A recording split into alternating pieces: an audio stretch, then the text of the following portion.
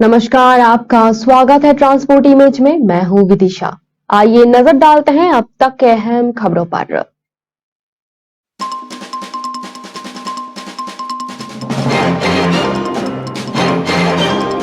जाने कैसे क्रैश होते ही खाक हो गया यति एयरलाइंस का प्लेन। लैंडिंग से सिर्फ 10 सेकंड पहले हुआ हादसा, अब तक 68 शव बरामद। जल्द भारत का दौरा करेंगे नेपाल के पीएम प्रचंड। कहा चल रही है तैयारी, लेकिन तारीख का नहीं हुआ ऐलान।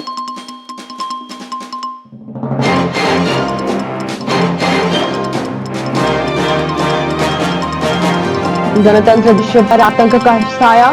आईएसआईएसआई और अल-कायदा संग पाकिस्तान रच रहा है भारत को दहलता देने वाला साजिश। पुणे के अस्पताल में बाल बाल बचे अजित पवार। लिफ्ट गिरने से डॉक्टर को आई चोट।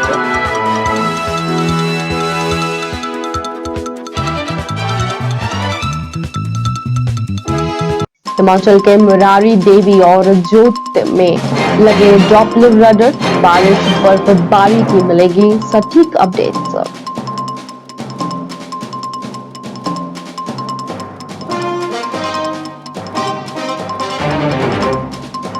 पंजाबी गायक सिद्धू मूसेवाला की हत्या के आरोप में गिरफ्तार गैंगस्टर गोल्डी बड़ाक का गुरगा हिमाचल से हुआ गिरफ्तार।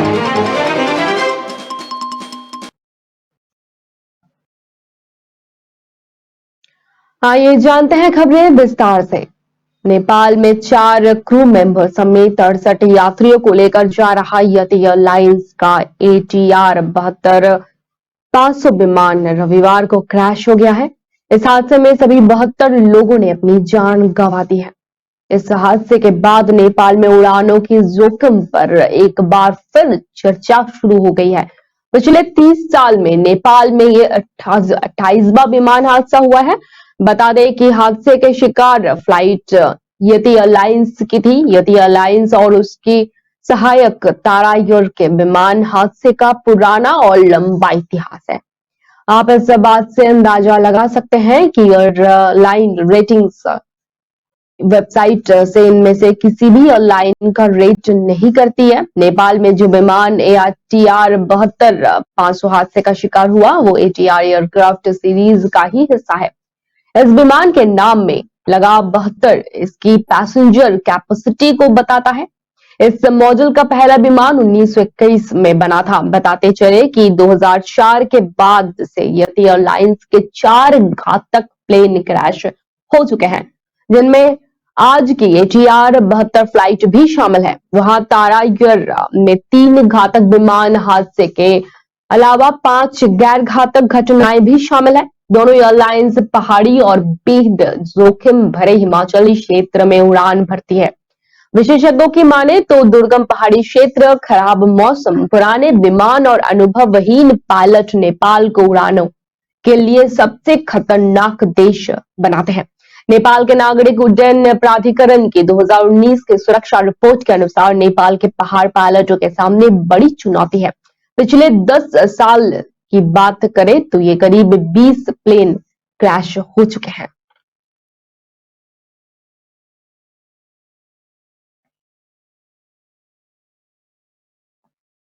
नेपाल के प्रधानमंत्री पुष्प कमल दहल प्रचंड ने कहा कि वो तीसरी बार देश के प्रधानमंत्री पद संभालने के अपनी पहली विदेश यात्रा पर जल्द ही भारत आएंगे। CPN माओवादी सेक्टर के 68 वर्षीय नेता ने पिछले साल 20 दिसंबर को तीसरी बार प्रधानमंत्री पद की शपथ ली थी, जब उन्होंने नाटकीय रूप से नेपाली कांग्रेस के नेतृत्व वाले चुनाव पूर्व गठबंधन से अलग होकर विपक्षी नेता KP शर्मा ओली से हाथ मिलाया था। रिपोर्ट के अनुसार मंगलवार को विश्वास मत जीतने के बाद पत्रकारों के साथ अपनी पहली बातचीत के दौरान प्रचंड ने शनिवार को कहा कि मैं जल्द ही भारत का दौरा करूंगा। उन्होंने कहा कि इसके लिए कूटनैतिक स्तर पर तैयारी चल रही है। उन्होंने प्रधानमंत्री के आधिकारिक आवास बालूवातार में पत्रकारों से कहा, संबंधित दूतावास मेरे दौरे की तैयारियां कर रहे हैं। प्रचंड ने नेपाल के प्रधानमंत्री के रूप में अपने पिछले कार्यकाल के दौरान भारत का आधिकारिक दौरा किया था। पिछले साल जुलाई में भी प्रचंड ने भाजपा अध्यक्ष जेपी नड्डा के निमंत्रण पर भारत आए थे। हालांकि नेपाल सरकार ने अभी तक आधिकारिक रूप से प्रधानमंत्री की भारत यात्रा की घोषणा नहीं की है। यात्रा की तारीख और कार्यक्रम को अभी फाइनल रूप से नहीं दिया गया है। वैसे विदेश मंत्रालय ने एक आधिकारिक वक्तव्य में कहा कि हम अपने समकक्ष के साथ समन्वय में तारीख और विस्तृत कार्यक्रमों के साथ साथ यात्रा के एजेंडे को अंतिम रूप देने की दिशा में काम कर रहे हैं।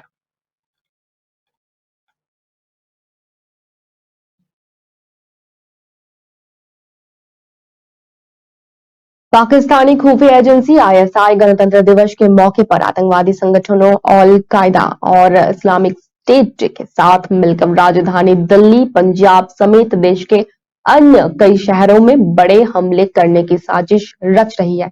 भारतीय खुफिया एजेंसियों ने इस संबंध में अलर्ट जारी किया है और खुफिया एजेंसियों की गोपनीय रिपोर्ट में पता चल रहा है कि पाकिस्तान की आईएसआई ने भारत में आतंकी हमले करवाने के लिए अंडरवर्ल्ड डॉन दाऊद इब्राहिम के गुर्गों की मदद ली है।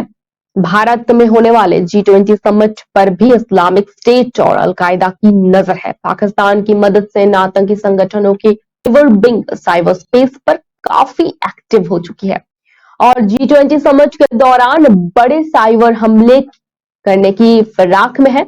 खुफिया रिपोर्ट के मुताबिक कहा जा रहा है कि पाकिस्तान अपने सेल और अवैध रोहिंग्याओं का इस्तेमाल कर 26 जनवरी के मौके पर दिल्ली और पंजाब में आईईडी ब्लास्ट करवा सकता है। इस रिपोर्ट के मुताबिक अलकायदा के आतंकी लोन वुल्फ अटैक के फिराक में है। अगर 26 जनवरी पर आतंकी हमले का प्लान फेल हुआ तो G20 समिट के दौरान भारत के विभिन्न शहरों में आतंकी हमले करवाने की साजिश आईएसआई ने रची है।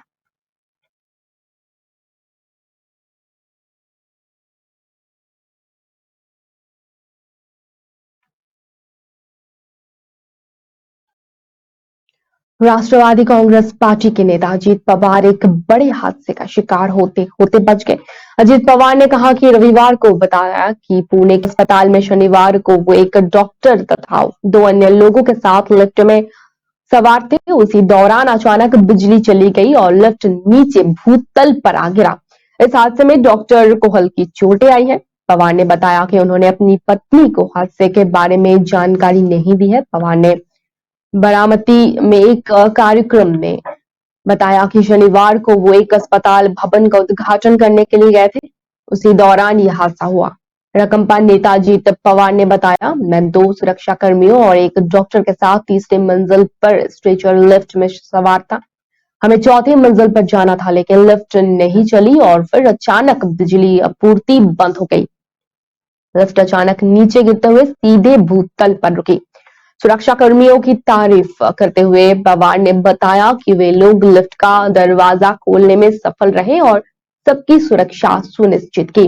हालांकि डॉक्टर को कुछ हल्की चोटें आई है। पवार ने कहा कि उन्होंने इस घटना के बारे में अभी तक अपनी पत्नी को भी नहीं बताया है।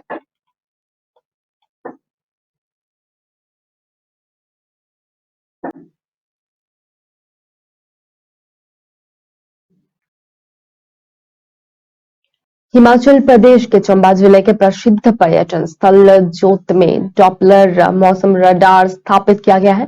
केंद्रीय राज्य मंत्री विज्ञान व प्रौद्योगिकी और पृथ्वी विज्ञान डॉक्टर जितेंद्र सिंह रविवार को इसका विविध शुभारंभ किया है। हिमाचल प्रदेश के मुख्यमंत्री सुखविंदर सिंह सुक्खू ने वर्चुअल रूप से इस कार्यक्रम में हिस्सा लिया। चंबा के उपायुक्त डीसी राणा ने बताया कि भारत मौसम विज्ञान विभाग के 148वें स्थापना दिवस पर मौसम भवन दिल्ली के सभागार में कार्यक्रम हुआ। इस दौरान जिला के प्रसिद्ध पर्यटन स्थल जोत में स्थापित डॉपलर मौसम रडार के साथ मंडी के मुरारी देवी रडार का भी उद्घाटन हुआ। डीसी ने बताया कि एक्स बैंड उपकरण प्रणाली पर आधारित ये डॉपलर रडार 100 किलोमीटर की दूरी के अंतर्गत प्रतिकूल मौसम की पूर्वानुमान चेतावनी देने में सक्षम होगा। डॉपलर रडार जिला में आपदा प्रबंधन की दृष्टि से अति महत्वपूर्ण है। उन्होंने ये भी बताया कि भारी वर्षा, बादल फटने, आंधी, ओलावृष्टि के बारे में भी पहले ही ये चेतावनी प्रदान करने के लिए ये रडार महत्वपूर्ण आंकड़ों को उपलब्ध करवाने के साथ चंबा जिले के अतिरिक्त लाहौल स्पीति, कांगड़ा, हरिमपुर, कुल्लू, उन्नाव और जम्मू कश्मीर के भी मौसम से संबंधित आंकड़े मिल सकेंगे। गौरतलब है कि जिला के प्रसिद्ध पर्यटन स्थल जोत में डॉप्लर मौसम रडार स्थापित करने को लेकर जून 2021 में भूमि का चयन किया गया था।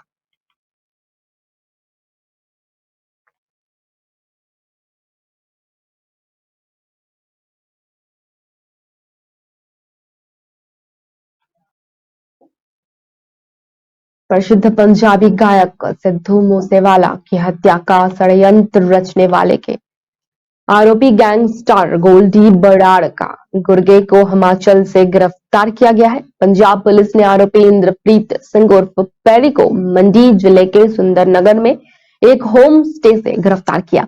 पंजाब पुलिस के स्टेट स्पेशल ऑपरेशन सेल ने आरोपी को हिमाचल पुलिस की मदद से गिरफ्तार किया। पैरी पर डेरा प्रेमी प्रदीप कुमार की हत्या में शामिल होने का भी आरोप है। जानकारी के अनुसार आरोपी पैरी सुंदरनगर में लोहड़ी के दिन 13 जनवरी को दोपहर 1 बजे एक होम स्टे पहुंचा और यहां कमरा बुक करवाया। इस दौरान वो अकेला यहां से कहीं नहीं गया। पंजाब पुलिस उसका फोन लगातार ट्रेस कर रही थी। इस बीच फोन की लोकेशन हिमाचल के सुंदरनगर में पाई गई और पंजाब पुलिस ने उसे सुंदरनगर में धनूटा पुलिस थाने की मदद से गिरफ्तार किया। 14 जनवरी को शाम को पंजाब पुलिस की टीम उसे गिरफ्तार करके ले गई। चंडीगढ़ के रहने वाले साल 2021 में आरोपी पैरी डीएवी कॉलेज में पढ़ाई के दौरान गोली बराड़ और लॉरेंस बिश्नोई के संपर्क में आया था। उस पर मर्डर समेत कई आपराधिक मामले दर्ज हैं। पंजाब के कोटकपुरा में डेरा प्रेमी की हत्या के भी उसका हाथ है, ऐसा माना जा रहा है। पंजाब पुलिस की तरफ से जारी आधिकारिक बयान में कहा गया है कि पैरी की लोकेशन को ट्रेस किया गया था और फिर स्थानीय पुलिस की मदद से उसे गिरफ्तार किया गया है। पंजाब के डीजीपी ने बताया कि गोल्डी बराड़ के दिशा निर्देश पर पैरी ने हत्या के आरोपियों को पैसे दिए थे।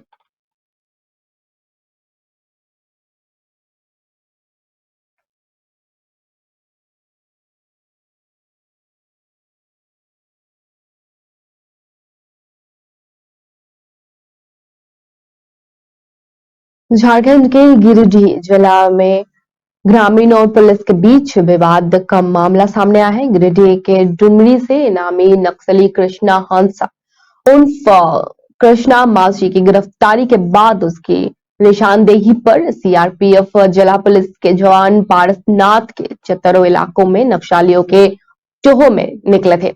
तभी चतरो गांव के टोला में जाकर एक घर में भीम सोरेन व बाहमुनी बिस्के के साथ पूछताछ के क्रम में पुलिस की तीखी नोक-झोंक हुई, जिसमें एक जवान ने भीम सोरेन, बाबुनी बास्के सहित 3 लोगों के साथ मारपीट कर दी।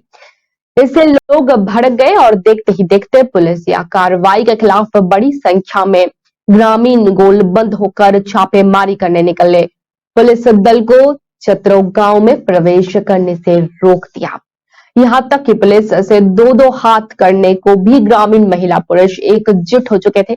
वहीं दूसरी तरफ चौतरा गांव में किसी नक्सली की होने की सूचना पर पुलिस हर कीमत पर छापेमारी के लिए जाने को तत्पर थी, तो दूसरी तरफ ग्रामीण महिला पुरुष ने लाठी डंडा व कुल्हाड़ी से लेस होकर पुलिस को रोक रखा था। इसे लेकर घंटों तक स्थिति तनावपूर्ण रही।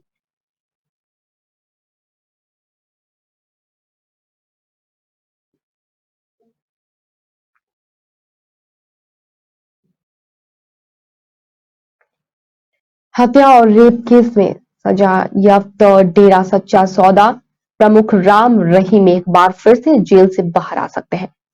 रोहतक के सिनारिया जिला में सजा काट रहे डेरा सच्चा सौदा प्रमुख गुरमीत राम रहीम ने एक बार फिर से पैरोल के लिए अर्जी लगा दी है।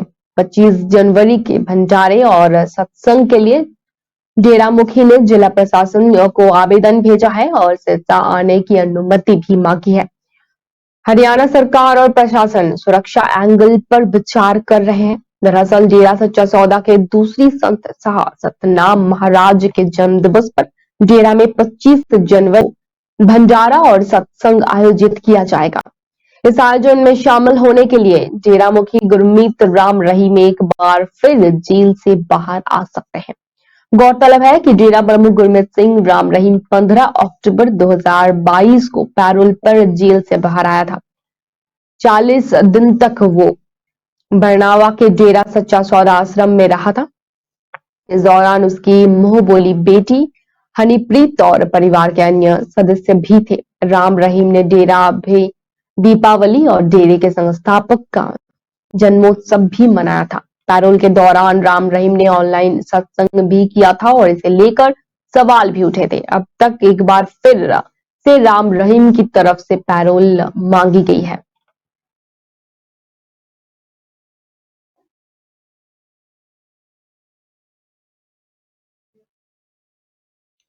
जबलपुर में सोमवार को उस वक्त सनसनी फैल गई जब 12 साल की बच्ची के साथ गैंग रेप हुआ। आरोपियों ने रविवार को बच्ची को जान से मारने की धमकी देकर दुष्कर्म किया। 2 आरोपी इसके साथ गलत काम करते रहे और तीसरा उनका साथ देता रहा। आरोपी बच्ची की जान पहचान वाले ही है। बच्ची ने परिजनों को आप भी सुनाई तो वे उसे लेकर थाने पहुंचे। पुलिस ने उनकी शिकायत पर तीनों आरोपियों को गिरफ्तार कर लिया। गैंग रेप की यह घटना चरगंबा इलाके के पास की है। जानकारी के मुताबिक घटना रविवार शाम चरगंबा क्षेत्र के पास स्थित एक गांव में घटी है। रिश्तेदार के घर छोड़ने के बहाने आरोपी युवक बच्ची को बहला फुसलाकर अपने साथ ले तो गया। बच्ची से उसकी अच्छी जान पहचान थी, इसलिए वो उसके साथ चली गई। इधर आरोपी उसे लेकर अपने दोस्तों के पास पहुंचा। वहां उन्होंने बच्ची के साथ दुष्कर्म किया।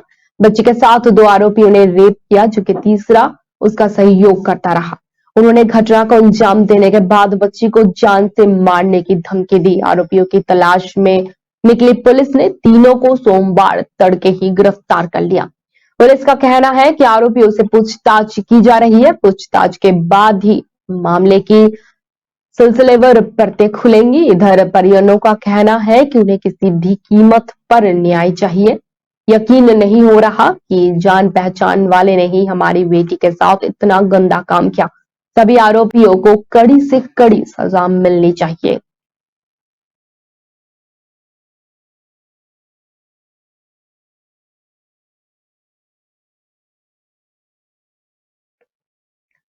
दिल्ली में उपराज्यपाल और सरकार अक्सर आमने सामने रहते हैं। एक बार फिर से दोनों के बीच टकराव का मामला सामने आया है। इसी कड़ी में सोमवार को सीएम अरविंद केजरीवाल राज्यपाल के घर तक मार्च निकाल रहे हैं। सीएम केजरीवाल व शिक्षा मंत्री मनीष सिसोदिया के साथ उनके विधायक और समर्थक विधानसभा से राज्यपाल के घर तक मार्च के लिए निकले हैं। पूरा मामला दिल्ली के शिक्षकों को फिनलैंड ट्रेनिंग के लिए भेजने से जुड़ा हुआ है। दरअसल दिल्ली सरकार शिक्षकों को ट्रेनिंग के लिए फिनलैंड भेजना चाहती है, लेकिन एलजी ने फाइल को अप्रूव नहीं किया है। मार्च के दौरान सीएम केजरीवाल ने कहा कि हम दिल्ली के टीचर्स को फिनलैंड भेजना चाहते हैं, लेकिन एलजी साहब ने कहा कि उन्हें भारत में ही ट्रेनिंग करा दीजिए। केजरीवाल ने कहा कि एलजी साहब क्यों नहीं भेजना चाहते हैं? मेरे पास सुप्रीम कोर्ट का ऑर्डर है और उसमें लिखा है कि एलजी स्वतंत्र रूप से निर्णय ले सकते हैं। हमें बेहद दुख है कि एलजी हाउस तक मार्च करने जाना पड़ रहा है। इसके अलावा केजरीवाल ने कहा कि भाजपा के कहने पर एलजी साहब ये कर रहे हैं। वो दिल्ली को ठप करना चाहते हैं। केजरीवाल ने कहा कि एलजी साहब ने कैसे 10 अल्टरमैन बना दिए हैं, पीछास्थान अधिकारी से नियुक्त कैसे कर दिए, जस्मिन शाह का ऑफिस कैसे बंद कर दिया, मोहल्ला क्लिनिक की पेमेंट कैसे बंद कर दी। रोज ऐसा लग रहा है कि जैसे कि वो खुद ही सरकार चलाना चाहते हैं। अगर उन्हें शौक है तो वो खुद चुनाव लड़ लें। हम तो टीचर्स को ट्रेनिंग पर भेज कर रहेंगे, चाहे कुछ भी हो जाए। वहीं सोमवार को दिल्ली विधानसभा के शीत सत्र में भी इस मुद्दे पर आप विधायकों ने सदस्य में आवाज बुलंद की है। इस दौरान सदन की कार्यवाही स्थगित करनी पड़ी। भाजपा और आप विधायकों के बीच तकरार के चलते ये कार्यवाही 10 मिनट तक ही चली। गौरतलब है कि 2 दिन पहले सीएम केजरीवाल दिल्ली के उपराज्यपाल वी के सक्सेना से मिले थे। इस दौरान वो अपने साथ कानून की किताब भी लेकर गए थे।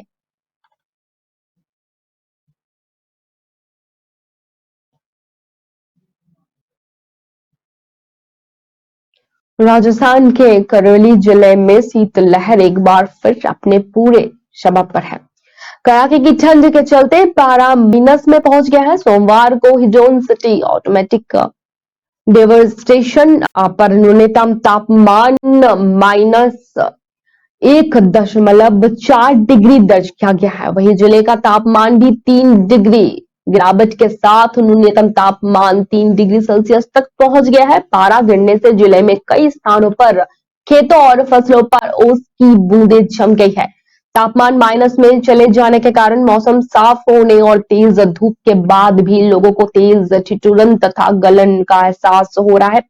इधर तेज ठंड के कारण कई स्थानों पर पाला पड़ने और फसलों में नुकसान की भी सूचना मिल रही है। मौसम विभाग ने किसानों से सावधानी बरतने, फसलों पर गंधक का छिड़काव करने सहित आवश्यक सावधानियों और सावधानी बरतने की अपील की है। मौसम विभाग के अनुसार आगामी 3-4 दिनों में जिले में शीतलहर से अति शीतलहर का दौरा रहेगा और कहीं कहीं पाला पड़ने का प्रबल संभावना भी दिख रहा है। मौसम विभाग ने तापमान में भी 2 से 3 डिग्री गिरावट की संभावना जताई है। कड़ाके की ठंड के चलते लोगों की दिनचर्या पूरी तरह प्रभावित है।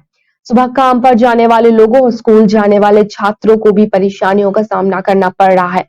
Hindaun city automatic weather station और कृषि विज्ञान केंद्र प्रभारी मुकेश कुमार ने बताया कि मंगलवार को न्यूनतम तापमान 8 डिग्री व अधिकतम तापमान 23 डिग्री रहेगी।